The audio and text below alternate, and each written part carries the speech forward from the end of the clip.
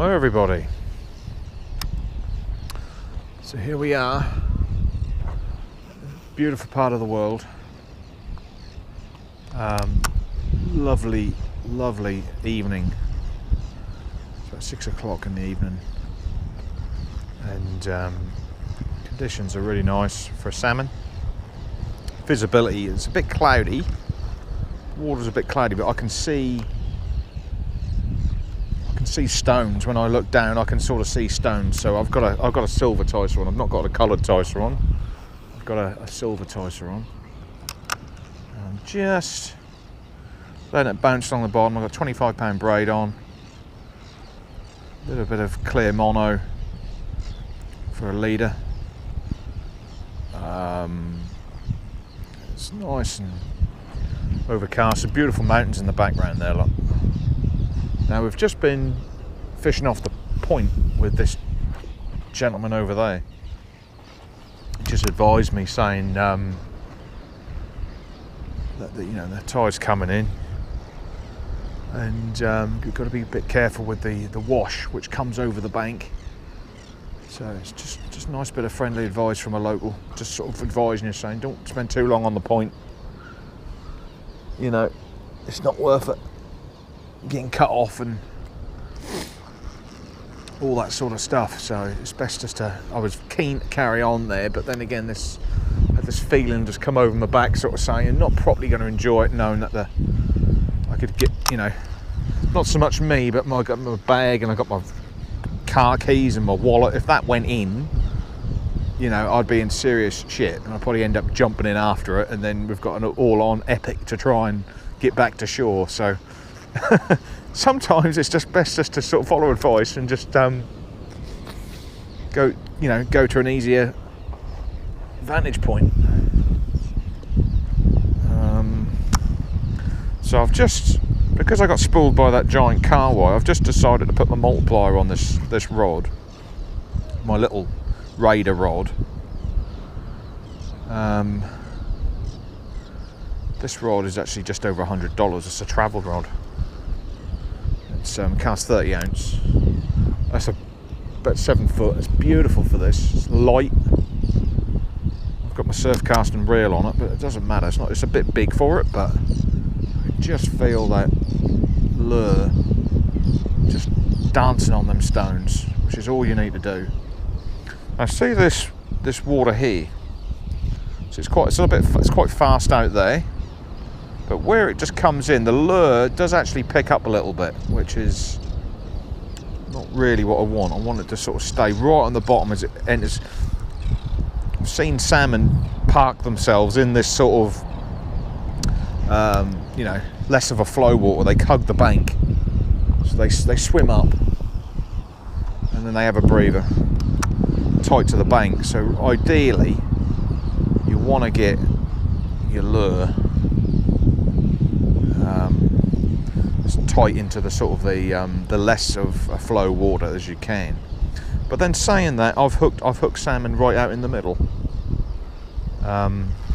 just bouncing the lure along the stones. Sometimes it doesn't make a lot of difference. Some of these fish are big and robust, and they'll just sit out there in the middle, and they'll just park themselves tight on the bottom out there. So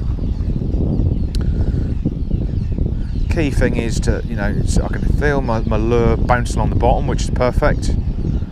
And you just got to keep a sort of a relaxed retrieve, and it's just repetition. And I wouldn't cast too far out, because you do lose control a little bit, but every once in a while you can cast a little bit further out just to see if there's anything sort of sitting out there. But it's a big water, and just try different things, and try different angles.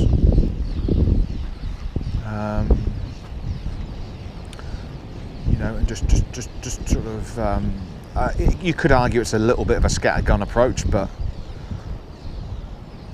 I sort of, usually when I'm doing different sorts of lure fishing, I sort of use the hours of a clock to sort of to cast. So I'd call that about sort of a 10 o'clock sort of cast. you know, at a certain distance, you know, and you look to work the hours of a clock round, you know, to like 4 or 5, and then do exactly the same approach a bit closer in. So you can try some, you can try it sort of, so you're constantly trying different things. You know that, oh Christ, just got lines caught then, the braids, you use a light lure, the braid gets wet, some braid on the multiplier, it just tends to catch, which can screw up the cast. So just repeat the cast again, keep the thumb on the spool, and that doesn't seem to happen. So the braid, it's a lot more trickier than mono, but it's just, you can feel everything on the braid. When you got a fish on, you must set the drag right with braid because there's no stretch. And just keep trying different angles. You know that you've got confidence in the lure. They're all very similar. They're all, you know, really for this sort of fishing, you know, you want to be using a 22, 24, 28 gram, I'd say. If the flow's a lot more, you can put on like a Ticer, put on like a 55 gram Ticer or something like that. I have one in the bag, but it's not. When you get chatting with other people, always keep an eye on what they're using. That's a very important tip. That's like one of the classics, is your eyes should always go to other people's gear, what they're using. As long as yours is similar to that, then you're on the right lines. The bloke had a 28 gram on. This is a 24. This season I've caught a fish on this lure, so I've got confidence in that. I do have a 22 and a 28 in the bag. They do catch the current a lot more. This one's called a snake, and it's 24 grams. Does look a little bit like a snake. I've nicknamed it Jake the Snake, the wrestler, the American wrestler years ago. So yeah, so just doing repetition fishing does drive you a little bit crazy, but it's just it's very peaceful. There's some irrigation going on out there, birds, people parking their 4x4s right next to the lake. Tide's coming in, they don't give a damn. Hopefully the car will start, but there's other cars there to help them out if they get in a muddle, so as long as they've got a tow rope.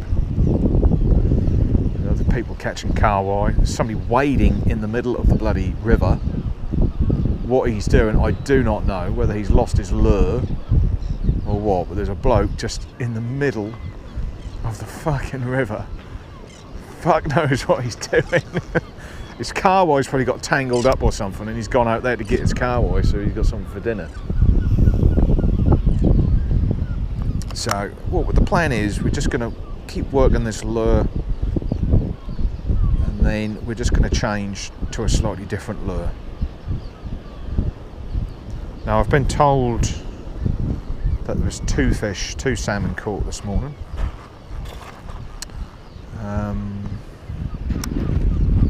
In this area, and there was four rig have been caught during the day in the surf.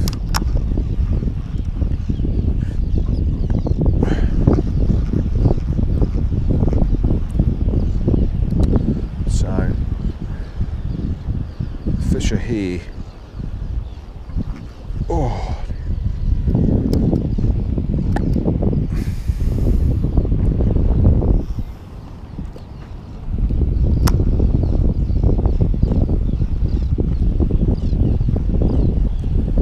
fish splashing just there. It's probably a sea run trout, the way it's acting like that.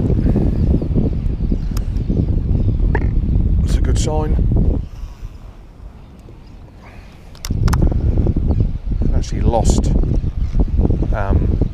this lure because I've got two of these ones. Been spooled by what I believe is an Australian salmon, a large carwai Australian salmon. Could have been a kingfish. Basically I got a little bit excited because I haven't actually hooked a carwai that size in probably 7 years, and I just because I got a load of crud braid on there, he took a lot of line, and I didn't think he was as big as he was, and he got in the current, and I just panicked a little bit, and I was using my fingers to slow the spool down. I didn't want to tighten it up on the drag, because sometimes if you tighten up on the drag when you got a fish on, you can overcook it and you can snap the line. So sometimes it's best just to use your fingers. But it turned out I had loads of braid left, although it was the crappy old braid I got on there. I could have just let him go, but you know, in the heat of the moment, you do sometimes make mistakes. You do, you know. At the end of the day, I don't get too wound up about it. Years ago, I used to get pissed off about it. I was go, oh fuck, I've just lost a really big fish then. But you know, that's okay once in a while. You're going to make mistakes. You're gonna make mistakes.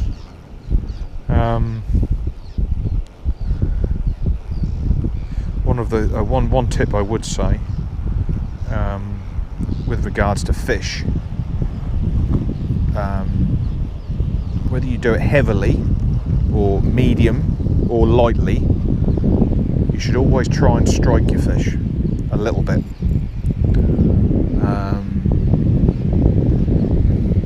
Failure to do so can, well, a fish with a bony mouth like a salmon, or you know, a bigger sort of fish like a mulloway or something like that. If you're bait fishing, you just want to, if you get that bite, if you get that double knock where your brain sort of says that's a fish, right? You must strike, not like strike so you'll snap the line, pull the fish out of the sea in one sort of strike, so to speak, but just a sort of a relaxed, almost sort of like, it's not a heave, but it's just a double sort of strike, if you know what I'm saying, without going too crazy. Just to set the hook. It's the same with like a salmon. It's like if I get a salmon now, I'm just not going to let him. If he just grabs it and he's going dink dink dink like that. When he's doing that, I'm going to do this relaxed sort of strike when he grabs it. Now the strike I'm talking about is something like this. That like that. It's like you're putting pressure on the braid, the rod, and you're doing it like once, twice, but it's not like a massive strike.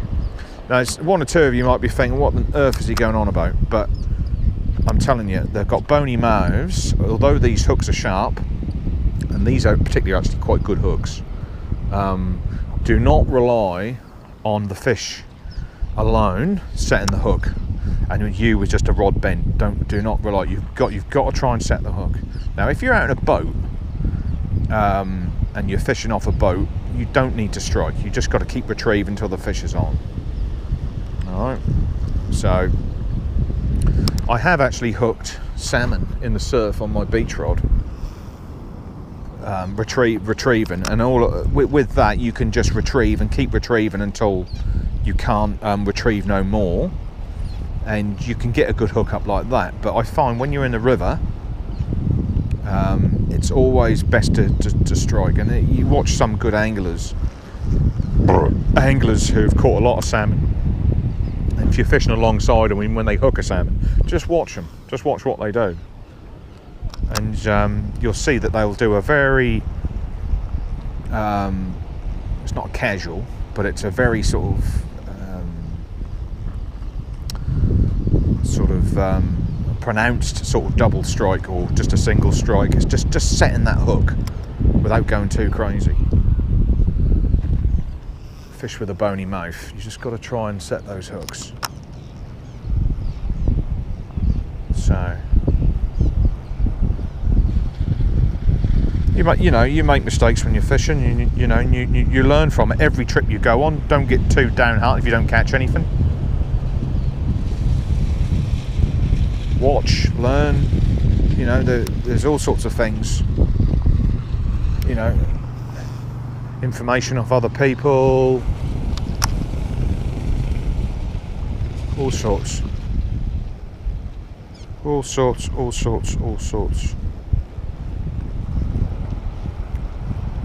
There's always something new to learn. Always. Always, always, always. Wildlife.